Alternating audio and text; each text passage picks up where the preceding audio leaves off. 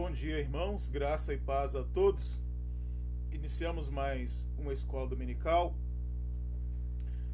Para esse momento, convido você a abrir a sua Bíblia no Salmo de número 128. Salmo de número 128.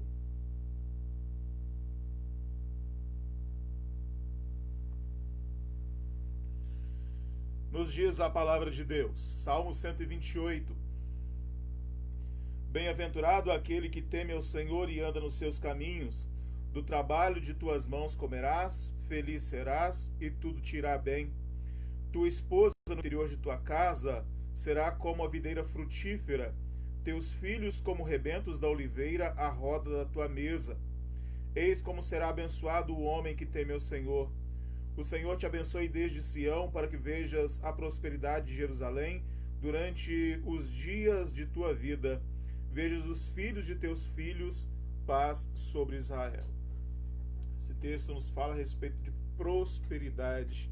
E prosperidade, meus irmãos, não se refere apenas à questão financeira. Prosperidade, aqui no texto, se refere a respeito de estabilidade, felicidade. Então, a estabilidade do nosso lar é proporcionada pelo nosso Deus. A felicidade é uma dádiva do Senhor. É claro que não exclui o nosso trabalho, mas Deus é quem abençoa o nosso lar com estabilidade e também com felicidade. Vamos iniciar este momento orando ao nosso Deus, agradecendo ao Senhor pela sua maravilhosa graça derramada sobre nós e sobre a nossa família. Bondoso Deus, como teu povo, nós nos reunimos nesta manhã para adorar o teu nome e também, ó Deus, para conhecer a ti um pouco mais. Obrigado, ó Deus, pela dádiva da tua palavra, a qual abriremos nesta manhã para te conhecer um pouco mais. Também, ó Deus, queremos te bendizer pela nossa família, que é dádiva do Senhor. Nós te adoramos, ó Deus, porque reconhecemos que a nossa família está de pé pela graça do Senhor, não pelo nosso esforço, mas a graça do Senhor é que abençoa o nosso esforço. Nós te louvamos, ó Deus, pela felicidade que desfrutamos, porque também vem de ti.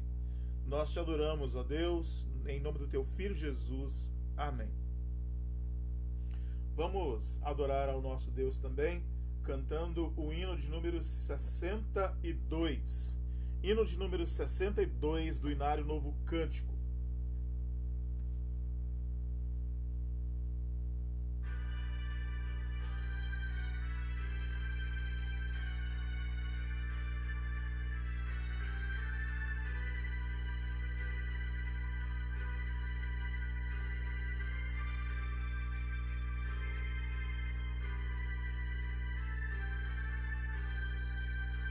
Graças te dou por tudo que me deste.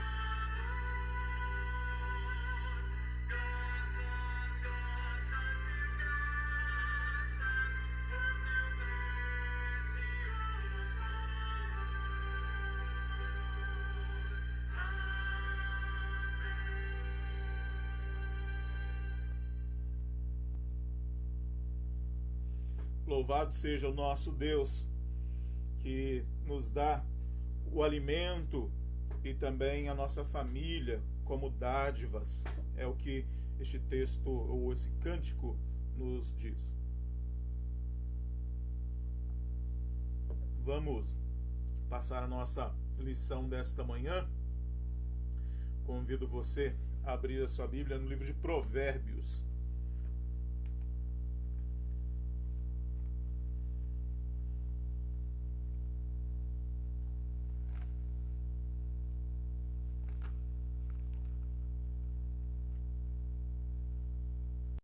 Provérbios capítulo 31.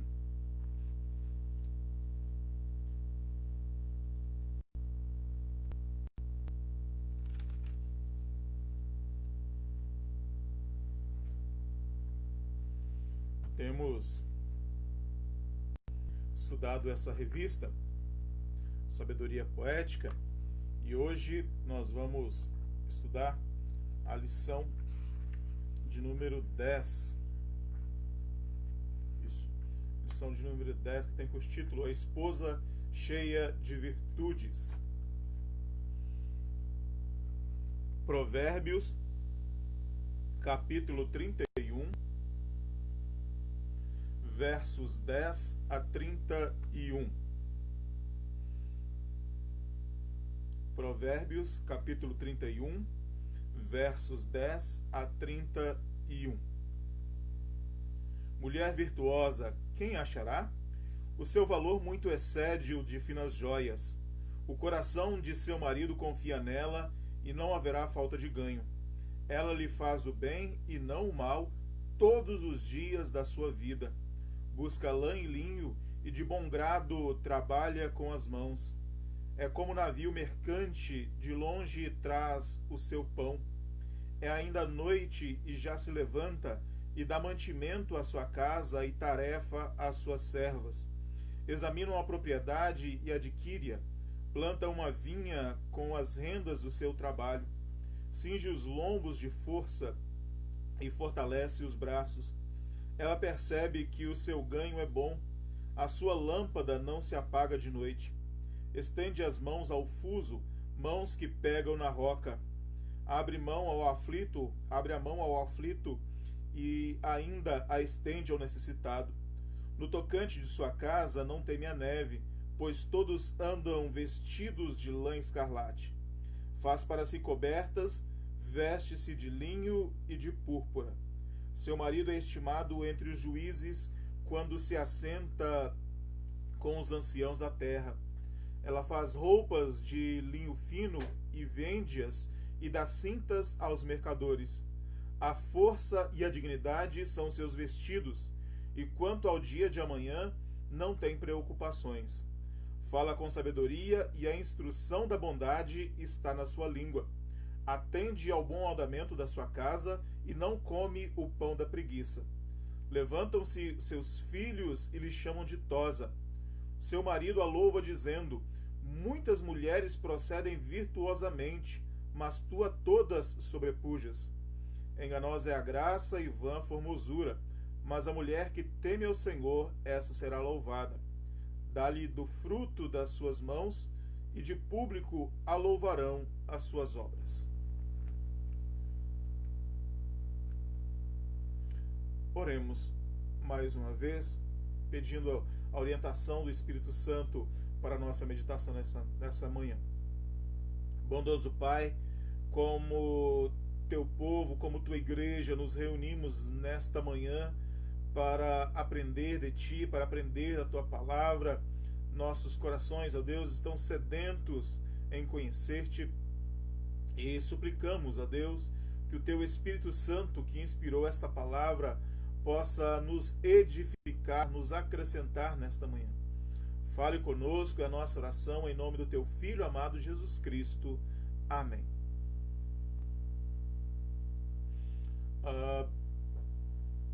Muitas vezes as pessoas falam, ou na maioria das vezes as pessoas falam a respeito da vida conjugal de uma maneira muito romântica, dizendo que o casamento tem tudo para dar certo, e É claro que ninguém casa pensando em se separar, mas a grande maioria dos casamentos fracassa, a grande maioria dos casamentos ah, acaba. E boa parte disso são as expectativas. A culpa de boa parte disso são das pessoas que têm expectativas erradas. Expectativas erradas a respeito do outro, a respeito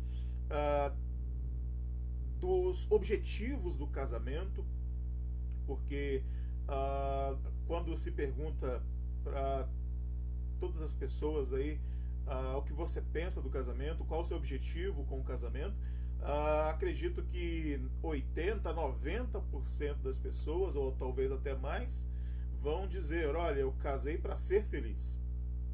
Esse é o objetivo das pessoas, um objetivo altamente egoísta. E eu me lembro, já até comentei aqui, não lembro se foi num culto ou se foi na escola dominical, mas me lembro de um programa de TV que eu vi há muito tempo atrás, muito tempo, uns 20 anos aproximadamente, 15 a 20 anos atrás, um grupo de artistas estava discutindo por que é que grande parte dos casamentos termina em 2, 3 anos. Esse é o tempo médio de um casamento no Brasil, 2, 3 anos. E os jovens artistas falavam a respeito das suas experiências, falavam o que eles achavam, os motivos pelos quais os casamentos duravam tão pouco, ou a média dos casamentos, o tempo médio dos casamentos era tão curto. E de repente um ator já bem idoso, ele diz: na minha época nós passávamos boa parte do tempo, nós passávamos todo o tempo sentado um na frente do outro, olhando para o outro, conhecendo o outro. Então, esse é um dos grandes problemas dos casamentos no nosso tempo.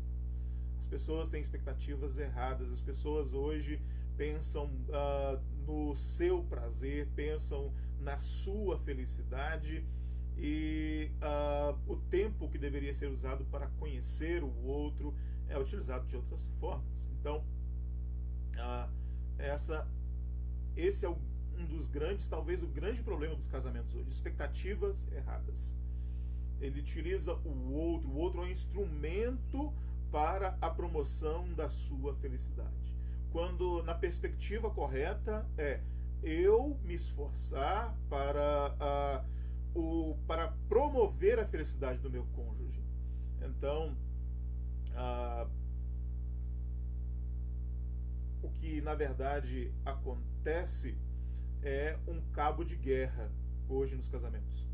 O marido quer ser feliz de um lado, a mulher quer ser feliz do outro, e cada um buscando a sua própria felicidade, quando os dois deveriam se unir e um promovendo a felicidade do outro, um buscando a felicidade do outro. Essa na verdade, ou esse na verdade, deve ser o objetivo de nós cristãos no nosso casamento: buscar e promover a felicidade do outro, buscar e promover a felicidade do nosso cônjuge. Esse deve ser o nosso grande objetivo e o nosso maior esforço. E a lição de hoje vai nos ajudar a aprimorar os nossos relacionamentos, a valorizar o nosso cônjuge, valorizar as suas atitudes, valorizar o seu trabalho. E também veremos como a sabedoria nos ajuda a viver de modo agradável a Deus. O primeiro tópico aí tem por título Uma arte excelente, um tema excelente. O texto que nós lemos aí, além de ser um texto altamente instrutivo, é um dos textos mais belos de toda a Bíblia. O autor aí descreve numa linda poesia uma mulher sábia e cheia de virtudes. E o autor, de maneira muito sábia aí, ele inicia cada verso com uma letra do alfabeto hebraico. Ou seja, ele não apenas ah, nos apresenta um conteúdo riquíssimo, um conteúdo um conteúdo muito útil para a nossa vida, mas ele nos apresenta também uma grande obra de arte. O assunto aqui, o texto aqui, ele nos é apresentado de maneira profunda, mas sem deixar de ser belo. Na nossa língua, a língua portuguesa, é claro que ele perdeu essa característica do acróstico, mas nós vemos que mesmo traduzido para a nossa língua, o texto é belíssimo. Mesmo traduzido na nossa língua, o texto, ele, é claro que a sua utilidade, a sua essência, ele não perdeu, mas é claro que a proposta, uma das propostas do autor aí, se perdeu porque nós falamos a língua portuguesa. Mas o mais importante, que é o conteúdo, que é a lição, está presente aqui da mesma forma que os primeiros leitores desse texto há alguns milhares de anos atrás. Mas nós não podemos deixar de ressaltar, além da utilidade, além da preciosidade do texto, nós não podemos deixar de ressaltar a sua beleza, mesmo na língua portuguesa, que um dos instrumentos que o autor utilizou ali para escrever o seu texto, nós não temos presente na nossa língua. Porém, o mais importante, que é a grande lição, ou as grandes lições, está sim presente na nossa língua portuguesa. Então, o livro de Provérbios, ele encerra, ele termina com esta grande e linda obra de arte. Essa grande e linda obra de arte. Então, este texto é para ser lido, é para ser estudado e também para ser apreciado. Não é porque olhamos para a Bíblia como palavra de Deus, sim, devemos olhar, devemos temer a Bíblia como palavra de Deus, mas nós devemos apreciar a Bíblia, apreciar a palavra de Deus. A palavra do Senhor nos diz que antes o seu prazer está na lei do Senhor e na sua lei medida de dia e de noite, ou seja, nós podemos e devemos sentir prazer ao ler a palavra de Deus. E o livro, especialmente este acróstico, esse texto aqui de Provérbios capítulo 31, a partir do verso 10, encerra aí com chave de ouro esse texto maravilhoso que nos fala a respeito da sabedoria. E o segundo ponto aí nos fala a respeito de uma dádiva do Senhor. Algo que nos espanta, além da beleza do texto, é a grandiosidade desta mulher. Tão grandiosa quanto a beleza do texto é a dificuldade de se encontrar uma mulher com tantas virtudes. E o próprio autor, logo no início, ele diz: mulher virtuosa, quem a achará? Ou seja, uma mulher tão virtuosa, ela é uma joia preciosa. E no final o próprio marido diz: olha, muitas mulheres procedem virtuosamente, mas você está acima de todas elas. Muitas mulheres são virtuosas, mas nenhuma como você. Então, o que o texto nos apresenta é que essa mulher é uma pérola raríssima. Encontrar uma mulher como essa é algo muito difícil. E a ideia aqui no texto é que para encontrá-la é necessário uma busca diligente, ou seja, não se encontra com facilidade mulheres tão virtuosas como essa. Eclesiastes capítulo 7, verso 27 a 29 também traz essa ideia. Provérbios capítulo 18, versos 22 e Provérbios capítulo 19, verso 14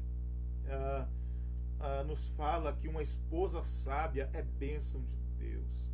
Uma esposa sábia é um presente do Senhor. Porque o que nós olhamos? O que nós vemos quando olhamos para uma mulher? Nós vemos se ela é trabalhadora, nós vemos se ela é bonita ou não, mas de fato, sabedoria é uma dádiva de Deus.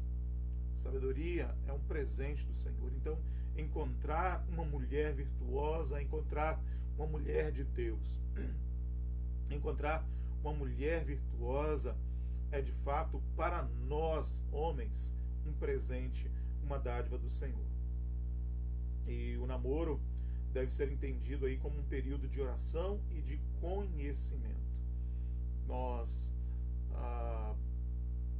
na verdade, quando nós olhamos para a Bíblia, pouco a Bíblia se fala a respeito de namoro. É claro que Deus respeita a nossa cultura tem essa questão do namoro, e o namoro em si não é pecado, de maneira alguma.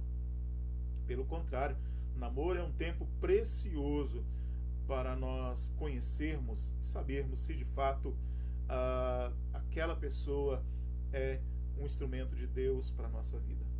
Se Satanás ele manda pessoas para a igreja, ele manda inúmeras pessoas para a nossa vida.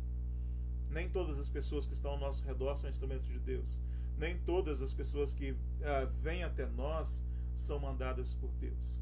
Então, é necessário também de nossa parte sabedoria para entendermos isso, para entendermos quem é da parte de Deus e quem não é. Até mesmo aquelas pessoas que vêm a nós para relacionamentos. Eu conheço a história de um jovem que se encantou com uma bela moça, uma bela jovem, e ela também se encantou com ele, e eles namoraram durante um tempo, e ela disse: olha, eu não creio no mesmo Deus que você, eu não creio em Deus como você, mas ela o acompanhava durante o namoro, durante o noivado, ela o acompanhava para a igreja, e depois do casamento, logo no início do casamento, ela molhava as roupas dele na hora de ir para a igreja. Ela molhava as roupas dele para ele não ir para a igreja. É claro que essa história é uma história verídica, uma história real. Porém, este caso é um caso extremo. É claro que nem todas as mulheres vão fazer isso, mas aqui vemos um caso extremo. Para ilustrar o que estamos dizendo, nem todas as pessoas que aparecem na nossa vida são enviadas por Deus. Nem todas as pessoas que vêm a nós são pessoas de verdade, são pessoas de Deus. E muitos casamentos acontecem nos nossos dias. Outro grande erro aí,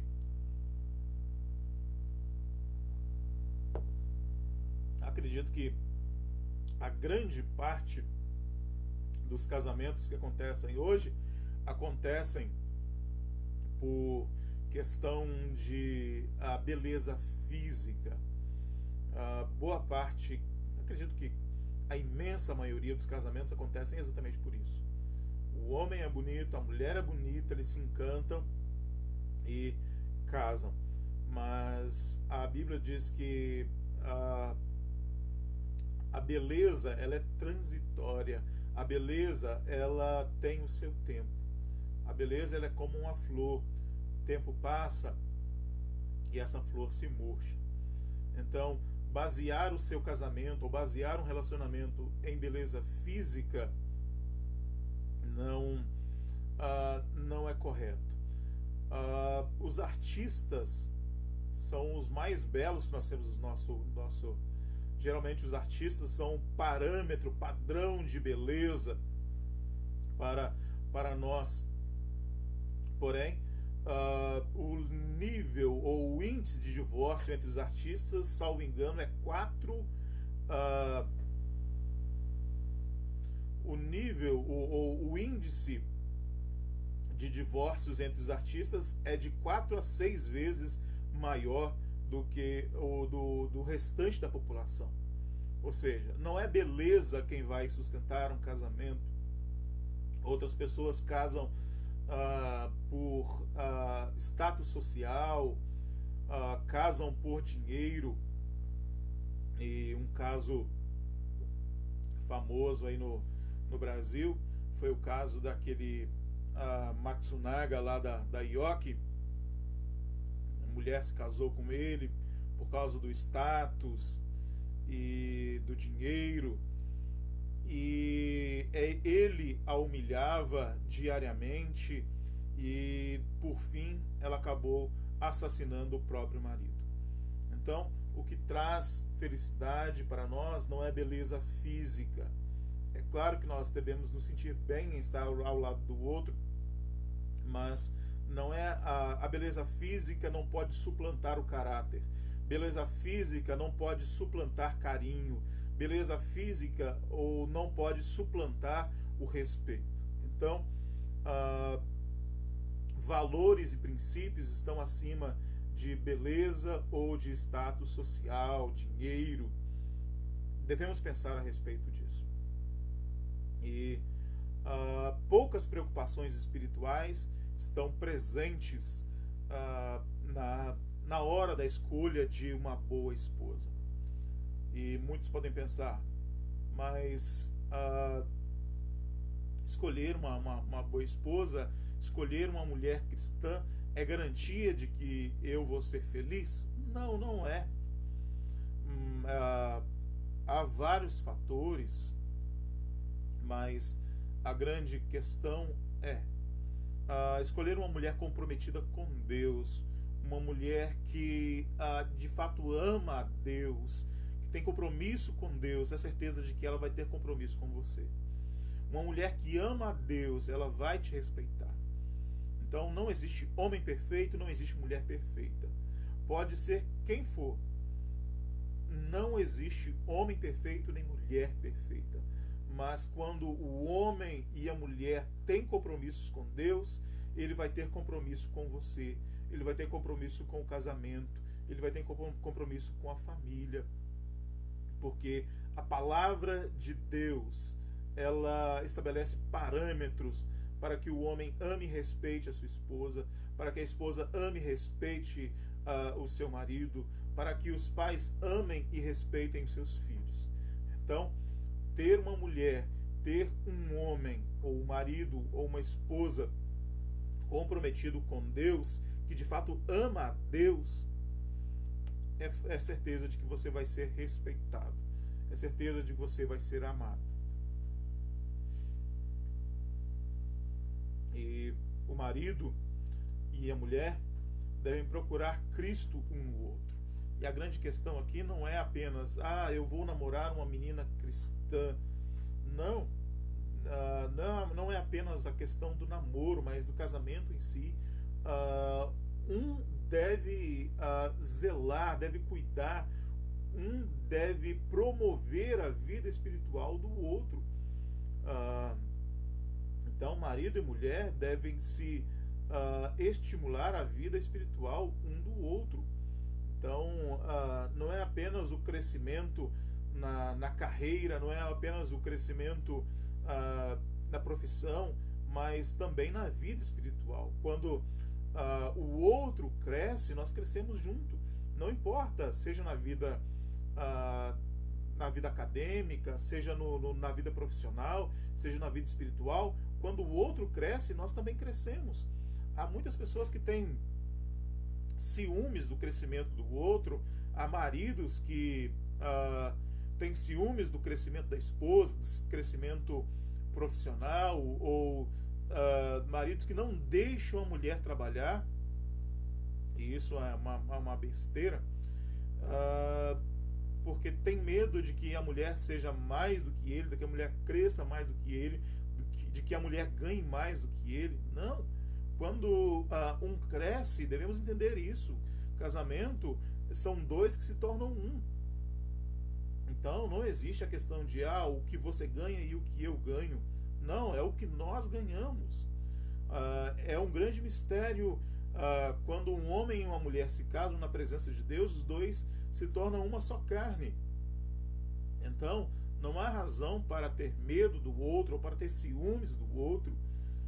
Com confiança é algo fundamental para um relacionamento. Se Cristo está presente no lar, se Cristo está presente no casamento, existe confiança. Confiar no outro. E o casamento pautado pelo Evangelho, ele tem o seu valor maior do que as finas joias. Então, uma mulher de Deus, uma mulher que ama e teme a Deus, ela vale mais do que as finas joias.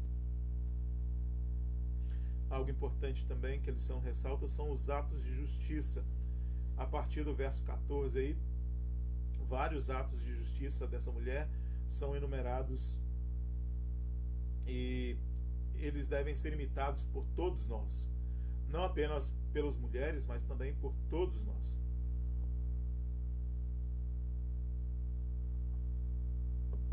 E o texto nos diz que ela trabalha alegremente com as mãos, acorda cedo e organiza a sua casa, ela investe com sabedoria os recursos que possui, não se cansa de fazer o trabalho, trabalha até tarde da noite, ela é bondosa e atende ao aflito, ela é precavida e sempre supre as necessidades da casa, é temperante e não ansiosa, fala com sabedoria e bondade. Essa longa lista aí nos mostra as habilidades da mulher dentro e fora de casa. E o texto nos apresenta que a razão do sucesso do marido dela é essa mulher. Eu conheço também uma história de um homem que foi para os Estados Unidos, ficou muito tempo lá, trabalhou muito tempo, ganhou muito dinheiro e enviava o seu dinheiro para o Brasil para que a mulher administrasse a casa e também investisse, guardasse a maior parte do dinheiro para que eles tivessem uma velhice confortável. Só que essa mulher, ela nunca tinha visto tanto dinheiro na vida. E quando ela recebia aquele dinheiro, ela não investia, ela não guardava. Era muito dinheiro, mas ela gastava todo aquele dinheiro. Quando o marido voltou dos Estados Unidos, ele notou que apenas perdeu tempo. Ele apenas perdeu tempo trabalhando como louco dia e noite nos Estados Unidos, longe da família, sendo que a sua mulher não era uma mulher sábia. Tudo aquilo que ele fazia, tudo aquilo que ele produziu foi jogado fora. Por quê? Falta de sabedoria da sua esposa. Então, essa mulher aqui retratada no texto de Provérbios é uma mulher sábia, primeiramente dentro de casa, é uma mulher sábia na maneira como administrar a sua casa, é uma mulher sábia no tratar com o seu marido, no cuidar do seu marido, é uma mulher sábia no cuidado dos seus filhos, é uma mulher sábia fora de casa também, ela sabe tratar os outros, ela respeita os outros, ela ajuda os outros. Então, de fato, vemos aqui uma mulher que ama a Deus e o seu amor a Deus é expresso na maneira como ela se relaciona com seu marido, com seus filhos, e também com o próximo, com os necessitados, sim, mas também com o seu trabalho, comprometida com o seu trabalho. Então, o amor a Deus, o temor a Deus é expresso na maneira como ela se relaciona com as pessoas que estão ao seu redor. Então, ter uma esposa sábia, ter uma mulher sábia, ter uma mulher de Deus na sua vida é importante. Paulo ele fala que as mulheres recém-casadas deveriam ser ensinadas como amar o seu marido e também como cuidar dos seus filhos. E no contexto ali que Paulo fala, ele diz que se a mulher recém-casada ela não sabe amar o seu marido, não sabe amar os seus filhos, ela vai dar mau testemunho do Evangelho. E é claro que essa orientação ela não se refere apenas às mulheres, mas também para os homens. Em muitos momentos, Paulo ensina a Timóteo como se proceder. Ele ensina a Timóteo como viver de maneira agradável a Deus, como dar bom testemunho do Evangelho, como dar bom testemunho da graça de Deus.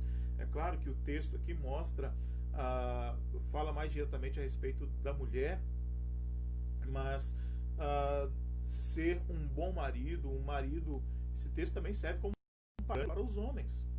Também serve para, perdão, serve como parâmetro para nós homens, maridos, a amar, respeitar as nossas esposas, a sermos instrumentos de Deus para nossas esposas, para o crescimento, para promover o crescimento, o desenvolvimento delas. Assim como um bom casamento pode levar um homem adiante, ou para trás também, claro, já vimos muito isso, eu já vi muito isso. Alguém com grande potencial casa com uma determinada mulher e aquela mulher é um atraso na sua vida. E já vi também mulheres com grandes potenciais se casam com um determinado homem, aquele homem é atraso na vida da mulher. E sendo que o propósito de Deus é exatamente o contrário. O propósito de Deus é que tanto o marido promova o crescimento da esposa, quanto a esposa promova o crescimento do marido. A ideia é que nós somos instrumento de Deus para abençoar a vida das nossas esposas, e as esposas são instrumentos de Deus para abençoar a vida do marido. Então, todo pensamento diferente desse deve ser rejeitado. Todo pensamento egoísta, pensar somente no nosso bem-estar, deve ser rejeitado. É claro que nós não deixamos de ter, nós não deixamos de ser nós mesmos quando casamos. Por exemplo, você se casou, você torcia para o São Paulo. Você precisa parar de torcer do São Paulo, parar de gostar do São Paulo para poder promover a felicidade de sua esposa? Não, não precisa. Mas agora, é aniversário da sua esposa e você está assistindo o jogo do São Paulo? Faz favor, né? E já vi casos aí do marido, no dia do nascimento do filho, tinha jogo do Corinthians, ele chamou o táxi, na época não havia Uber, colocou a esposa grávida dentro do táxi, pagou o táxi, mandou ele levar a esposa para o hospital e ele foi para o estádio assistir futebol. E isso não é marido, não. E isso também não é pai. Então, responsabilidades. As responsabilidades vêm em primeiro lugar. Como homens e mulheres de Deus, aqui na terra, a nossa família vem em primeiro lugar. Debaixo de Deus não existe nada além ou nada mais importante do que a nossa família. Nós não deixamos de ter os nossos gostos pessoais. Não tem nenhum problema em assistir jogo de futebol. Não tem nenhum problema em viajar. Não tem nenhum problema em pescar, passear, ir ao shopping, enfim. O problema é quando isso se conflita com a nossa família. Quantos homens aí, o pouco tempo que tem, ao invés de dar atenção para sua família, vão jogar bola. O pouco tempo que tem, vão buscar os seus próprios interesses. Não. Há tempo sim de buscar os nossos interesses. Nós somos seres humanos. Nós precisamos de nos divertir. Nós somos seres humanos. Precisamos alimentar a nossa alma.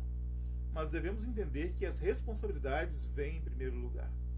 Devemos pensar no todo. Devemos pensar na nossa família antes de pensarmos em nós de maneira isolada. Cristo ele nos chamou para andarmos nas boas obras. E quando nós amamos a nossa esposa, quando nós amamos o nosso marido, quando nós amamos os nossos filhos, nós estamos praticando boas obras. Nós estamos dando testemunho do Evangelho de Cristo. E a lição também nos fala que esta mulher, ela é honrada por todos. A mulher do texto em questão, ela é honrada aí pelo marido, pelos filhos e pela sociedade. O texto fala aí que o seu marido, por causa dela, já falamos também sobre isso, ela é louvada publicamente por suas obras. É claro que aquilo que você faz pela sua família, grande parte, ou o mais importante que você faz pela sua família, seja você homem ou mulher, ninguém ficará sabendo. Quando você ama, quando você respeita, quando você perdoa, ninguém vai ficar sabendo. A estabilidade da nossa família, o bem-estar da nossa família é muito mais importante do que o reconhecimento. Você não ama o seu marido, você não ama a sua esposa buscando reconhecimento. Você não ama os seus filhos, você não ama os seus pais buscando reconhecimento. Você não trabalha para o bem-estar da sua família buscando reconhecimento. Você não perdoa a sua esposa, você não perdoa o seu marido buscando reconhecimento.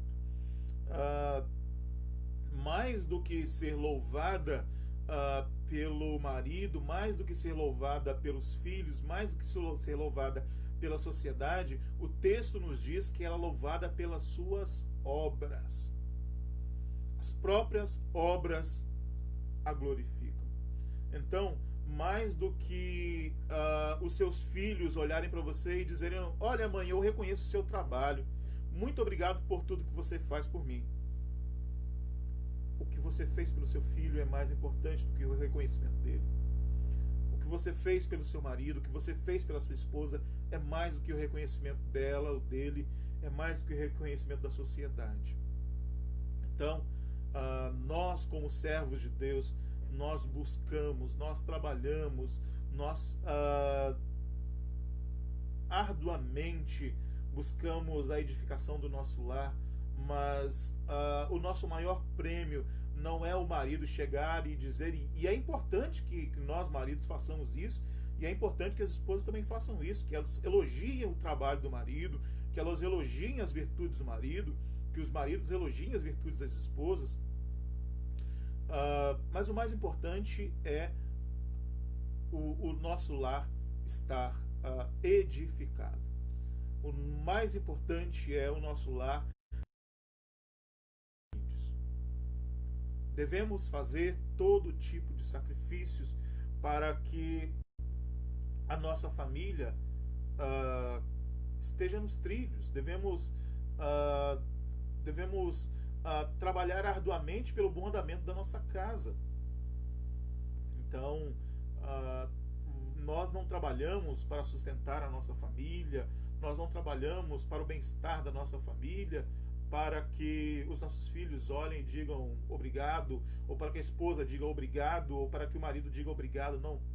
Nós, porque amamos a nossa família, trabalhamos pelo bem-estar delas. Então, mais do que o reconhecimento externo, ela tem um reconhecimento interno. Ela olha para o seu marido e: meu marido está bem, meu marido está bem, meus filhos estão bem. Este é o melhor pagamento. Este é o melhor pagamento que nós temos. A vida não é perfeita. A vida não é novela, a vida não é filme, a vida é real. Então, não tem aquela propaganda de margarina quando todos estão sorrindo, onde tudo parece perfeito. Não. Na vida real, os nossos filhos estão correndo, ocupados demais e nem sempre lembram de agradecer. Na vida real, as esposas também estão correndo, olhando para tanta coisa ao mesmo tempo e nem sempre notam o que a gente fez. Na vida real, os maridos são desatentos e nem sempre percebem o que a mulher fez. Isso é a vida real. Então, mais do que um obrigado, é o sentido de missão feita, é o sentido de satisfação pessoal. As suas obras a louvam. Não apenas o seu marido, não apenas os seus filhos, não apenas a sociedade, mas as suas obras a louvam. O que quer dizer isso? A satisfação pessoal de olhar e ver: eu fiz o meu trabalho, eu cuidei bem dos meus filhos, eu cuidei bem do meu marido, eu cuidei bem da minha casa. Satisfação pessoal.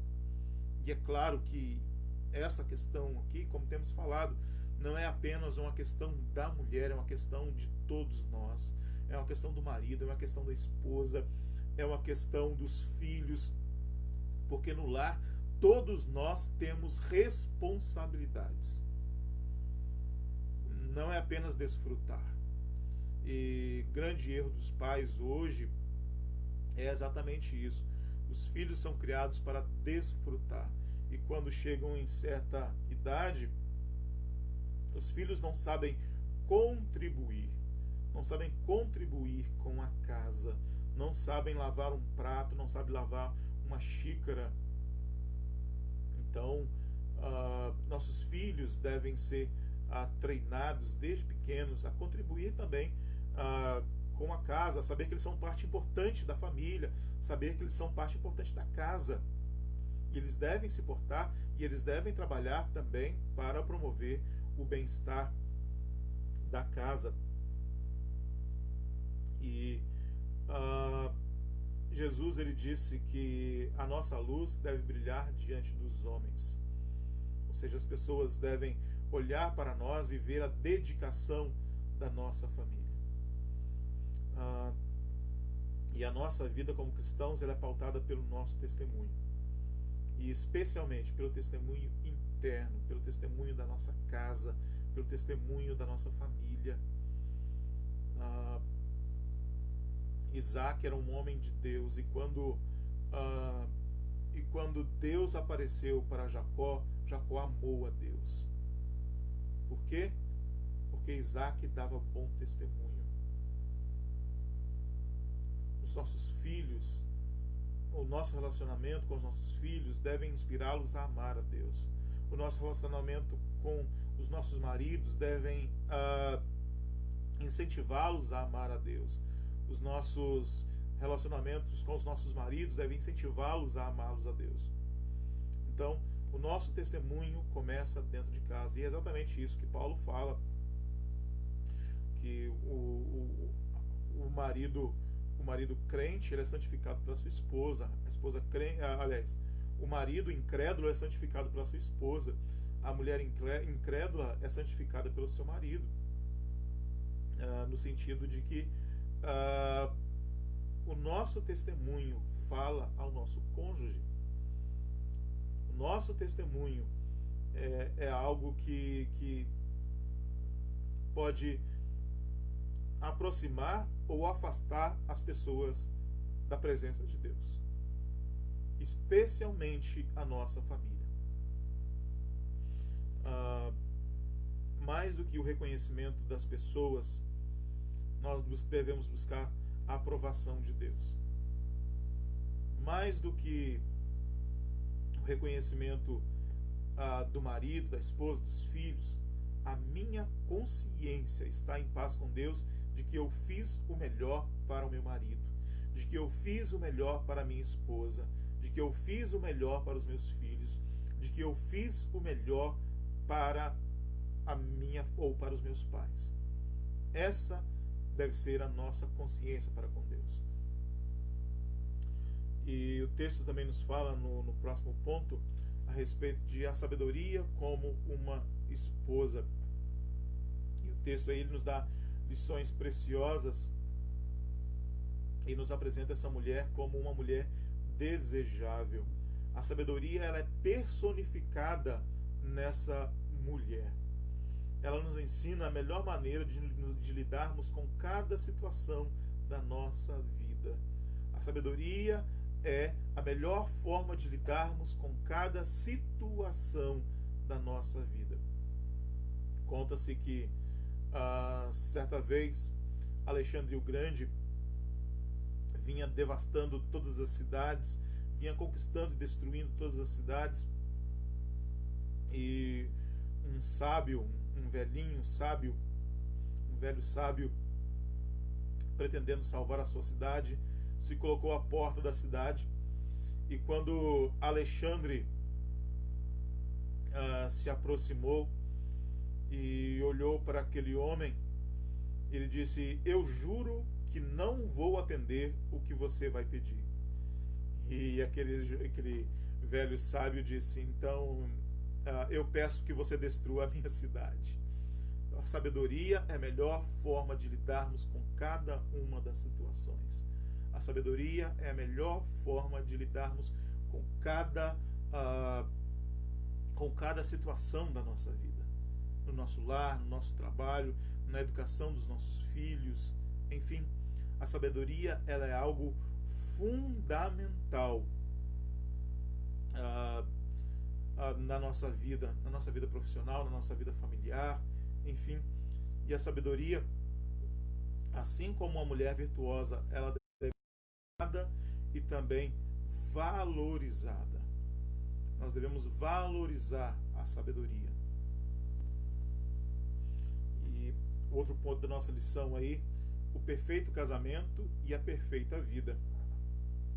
E a Bíblia trata o nosso relacionamento com Cristo como um casamento. O nosso relacionamento com Cristo, ele é abordado na Bíblia como um casamento. Em alguns momentos nós falamos, a Bíblia fala a respeito das bodas do Cordeiro.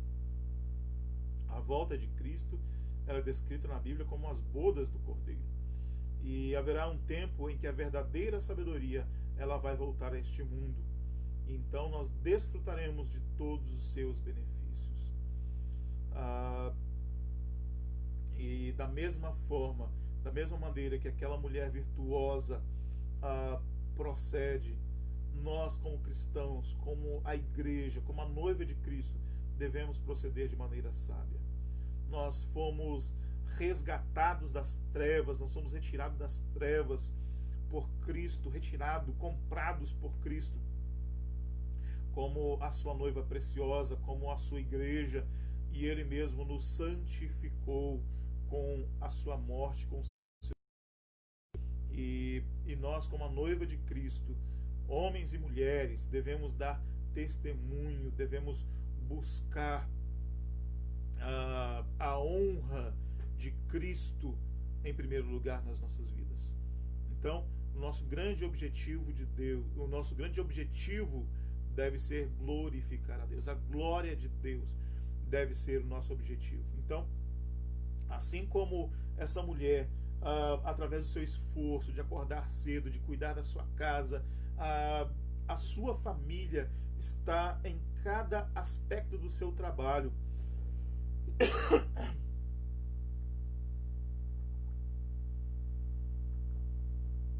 Cada uma de suas atitudes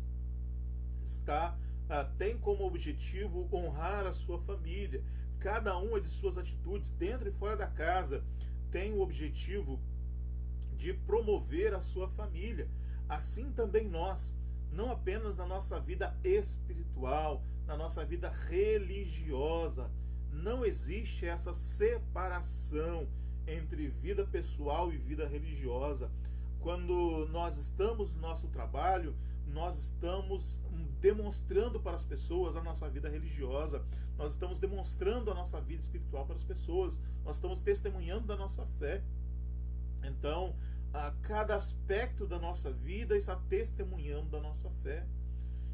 Como servos de Deus, como noiva de Cristo, cada atitude nossa deve apontar para Cristo.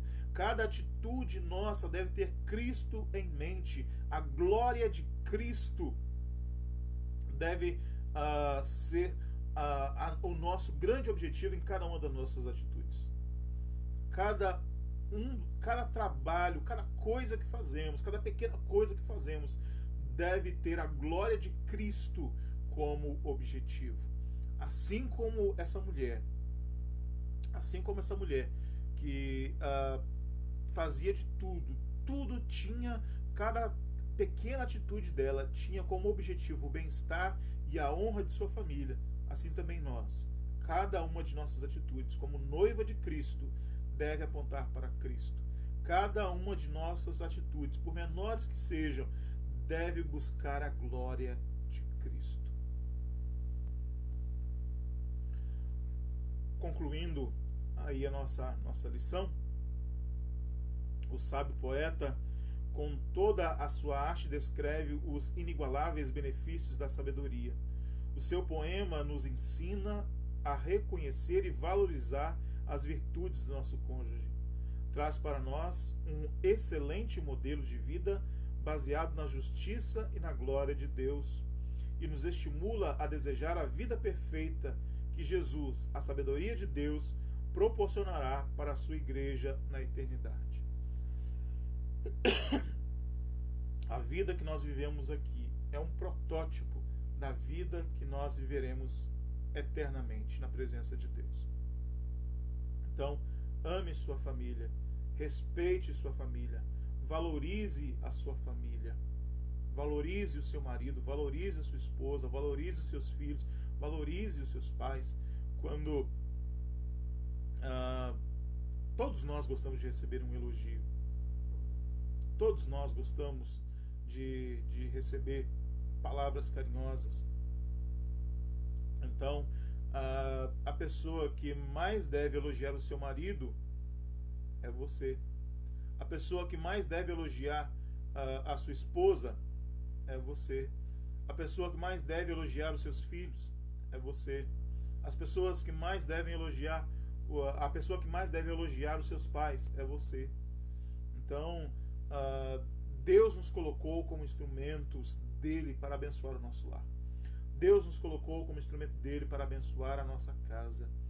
Então, é também através de nós que Deus abençoa o nosso lar.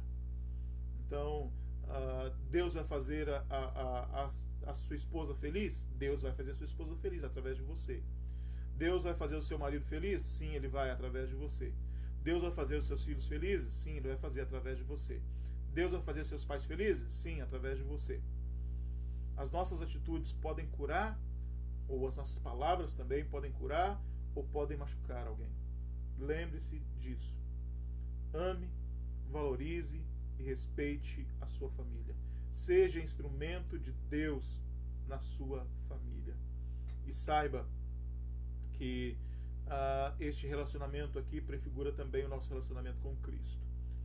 Devemos amar, respeitar e devemos honrar a Cristo através de todas as nossas atitudes. A aplicação aí da nossa lição de hoje: que elogios você costuma fazer ao seu cônjuge, ao seu marido ou sua esposa? Tem procurado demonstrar com atos e palavras o quanto você ama o seu marido ou a sua esposa? Seu marido e sua esposa sabe que você o valoriza através das palavras, através de atitudes? De sua parte, você tem buscado através do Espírito Santo ser um marido ou esposa excelente e virtuoso? Já tomou a sabedoria por sua esposa? Tem aguardado o encontro com Cristo como seu marido? Se não é casado, quais os critérios mais importantes no estabelecimento do seu namoro? Então, são coisas importantes para refletirmos. Há escolhas que Deus colocou nas nossas mãos. Nós não somos robôs. Nós somos seres livres, e por livres nós não devemos entender que somos independentes. Nós somos livres, mas dependemos de Deus. Mas Deus colocou nas nossas mãos algumas escolhas. Deus colocou nas nossas mãos responsabilidades também. Então, nós não devemos, por isso nós não podemos culpar a Deus pelas nossas más escolhas. Deus nos deu a opção, Deus nos deu a capacidade de escolher. Então, eu vejo muita gente aí que mesmo orientada tomou decisão errada e no fim ainda culpa a Deus. Não, a culpa é de Deus. Não, a culpa é nossa porque tomamos decisões erradas baseadas em parâmetros errados. Então, somos seres livres. Deus nos fez seres livres. E como tais, nós somos responsáveis pelas nossas escolhas e pelas nossas atitudes. Ame a sua família, valorize a sua família, trabalhe pelo bem-estar da sua família e saiba que cada uma de nossas atitudes deve buscar o bem da nossa família e a glória de Cristo. Vamos orar? Bondoso Deus, louvado seja o teu nome, porque nós entendemos que a nossa família é dádiva do Senhor. Ajude-nos, ó Deus, a sermos instrumentos do Senhor para o bem e para a edificação do nosso lar. Em nome do teu Filho amado Jesus Cristo, abençoe as nossas esposas, abençoe, ó Deus, os nossos maridos, abençoe, ó Deus, os nossos filhos, abençoe, ó Deus, os nossos pais. Quanto aos jovens, ó Deus, que ainda não estão casados, suplicamos que o Senhor dê graça e sabedoria na escolha de uma boa esposa, na escolha de um bom marido. Nós te suplicamos, edifica, ó Deus, o nosso lar, e ele será de fato edificado. É a nossa oração e o nosso desejo, em nome do teu Filho Jesus. Amém. Agradecemos a você que esteve conosco nesta manhã. Nesse tempo de pandemia, a nossa igreja está funcionando apenas virtualmente. Estamos apenas aqui por essa página da internet. Temos essa página no Facebook e posteriormente esse vídeo ele continua disponível. Temos também uma página no YouTube, caso você queira ver pelo YouTube. Enfim, temos disponibilizado em várias mídias sociais os nossos cultos, os nossos trabalhos. Que Deus abençoe a sua vida, que Deus abençoe a sua família, que você tenha sido edificado, essa é a nossa oração, que você tenha sido edificado pela palavra de Deus nesta manhã. Deus te abençoe, um ótimo domingo a todos.